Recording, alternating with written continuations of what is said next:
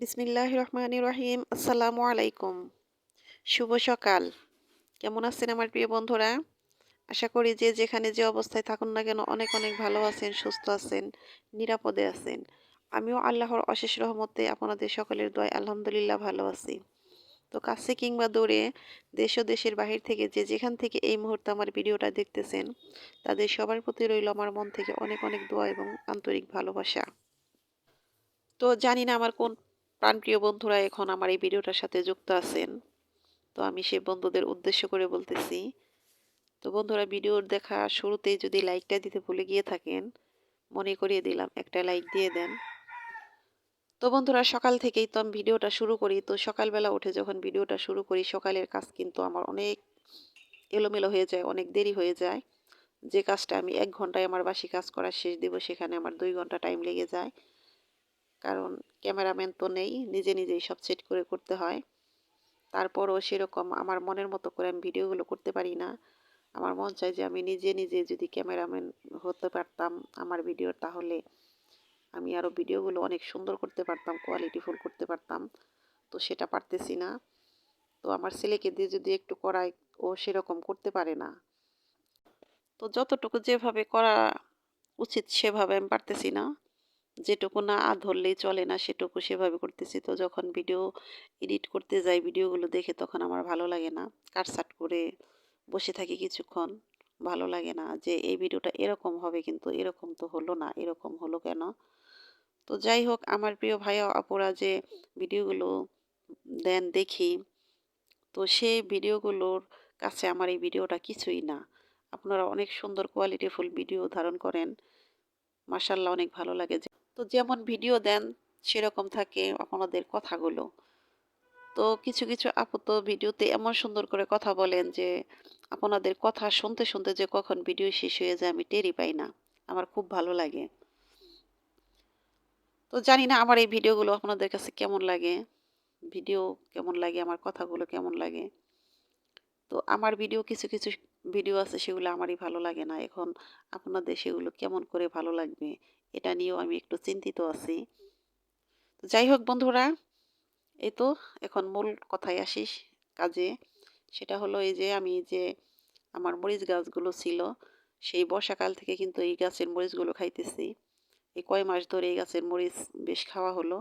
তো এখন গাছটা কেমন কেমন যেন হয়ে যাইতেছে। তো গাছের পাতা নেই, এখন আছে শুধু মরিচ, গাছে শুধু মরিচ দেখা যায়, ভালো লাগে না। সে কারণে কয়দিন আগে গাছের গুঁড়া খুঁড়ে তারপরে আমি পানি দিই, কয়েকদিন পানি দিই, তারপরও গাছটা তেমন যেন ভালো লাগে না, কেমন জানি দেখা যায়। তো আজকে ভাবলাম যে গাছের গোড়ায় একটু গোবরের যে ভুসি আছে সেগুলো দিয়ে দিই। তো সেগুলো দিয়ে দিলাম। তো সেগুলো দেওয়ার পরে এখন গাছে মরিচ পেকে লাল হয়ে আছে। তো আমার যা এসেছে বলতেছে, ভাবি এত মরিচ পেকে লাল হয়ে গেছে। আমি বলতেছি এই মরিচগুলো পাকছে ঠিক আছে, এগুলো দিয়ে চারা দিব কিছু মরিচ, সে কারণে তুলতেছি না। ওই চারা দিতে কি আর এত মরিচ লাগবে, আপনার তো অনেক মরিচ পেকে গেছে। তো ভাবলাম যে এই মরিচগুলো এখন তুলে নেই। তো মরিচগুলো আমি উঠাইতেছি, আমার যাই কিন্তু ওই যে ভিডিও করতেছে ও। কিছু মরিচ আমি শুকাতে দেব, চারা দেব মরিচের। তো আবার বর্ষাকাল আসার আগেই যেন আমি আবার মরিচ গাছগুলো সুন্দর করে লাগাতে পারি, আবার যেন সেই বর্ষাকাল থেকে আবার মরিচগুলো খেতে পারি। তো সেটা চিন্তা করেই গাছের মরিচগুলো ছিঁড়ে নিলাম। তো এই গাছের মরিচগুলো আগে ছিঁড়ে চারা দেওয়া উচিত ছিল, ভাবছিলাম যে আগেই দেব। তো আগে দেই নাই, তার কারণ হলো যে আমার গাছে তো এখন মরিচ আছে, এই গাছ তো আর এখন তুলে ফেলা যাবে না।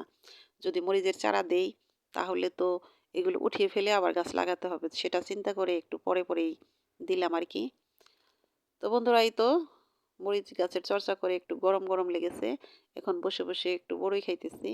তো রোদে কাজ করে শরীরে একটু গরম ধরলে কিন্তু টক খেতে বেশ ভালো লাগে। আর আমি তো এমনিতেই টক খাওয়ার অনেক পোকা, সে ছোটবেলা থেকে আমি টক অনেক পছন্দ করি। যে কোনো টক আমি অনেক মজা করে খাই। তো টক খেতে খেতে তারপরে আমার দুপুরে রান্নার সময় হয়ে গেছে। তো আমি আজকে রান্না করব হলো আমার গাছের দেশি লাউ শাক ভাজি করব, আর সবজি দিয়ে মাছ রান্না করব। তো নিজের গাছে সবজি শাকসবজি তুলে রান্না করার কিন্তু মজা আসলেই অন্যরকম। তো খাবার চেয়ে তোলাটাই বেশি ভালো লাগে। তো লাউ গাছ কেমন যেন একটু নষ্ট নষ্ট হয়ে গেছে, এখন শাকগুলো খেয়ে ফেলতে হবে। আর এই সময় কিন্তু লাউ শাক খেতে বেশি মজা লাগে। তো লাউ শাক দিয়ে আর গাছের যে সিম, সিমের এখন অনেক বিচি হয়েছে। ওই বিচিওয়ালা সিম দিয়ে লাউ শাক ভাজি করলে কিন্তু বেশ মজা। তো এই লাউ শাক দিয়ে আর আমার গাছে যে সিম এসেছে, বিচিওয়ালা সিম দিয়ে আজকে ভাজি করব। তো বন্ধুরা, নতুন করে যে 3 রকমের সবজির চারা দিয়েছি, সে চারাগুলো গজানোর আগ পর্যন্ত আমি এই গাছগুলো রেখে দেব। আর এই বিচিওয়ালা সিম শুধু শাক দিয়ে নয়, এগুলো কিন্তু এমনি ভাজি করলেও বেশ মজা লাগে। নতুন যে ছোট ছোট আলু আছে, সেই আলুগুলো দিয়ে এই সিমগুলো ভাজলে আমার কাছে তো বেশ মজা লাগে। তো আমি কিছু সিম আর শাক এই তো তুলে নিলাম।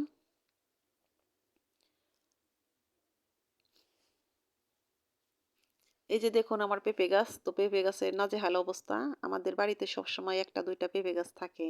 তো এবার নেই, এই গাছটা আছে, তারপরও গাছের পেঁপে তেমন একটা ভালো নেই। আমাদের ঘরের পিছনে একটা গাছ ছিল পেঁপে গাছ, সে গাছটাকে আপনাদের ভাই কেটে ফেলেছে। বলেছে যে এখান থেকে আবার গজাবে, কিন্তু সে গাছটা মাঝখান থেকে যে কাটছিল সেখান থেকে পচে গেছে, সেটা আর হয়নি।